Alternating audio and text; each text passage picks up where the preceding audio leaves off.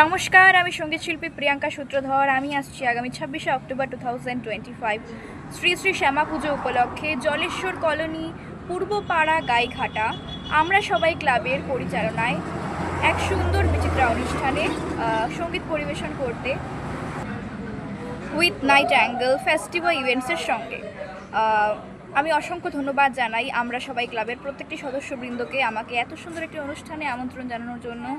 তাহলে দেখা হচ্ছে গানে গানে 26শে অক্টোবর। সকলে ভালো থাকবেন, সুস্থ থাকবেন। Bye bye.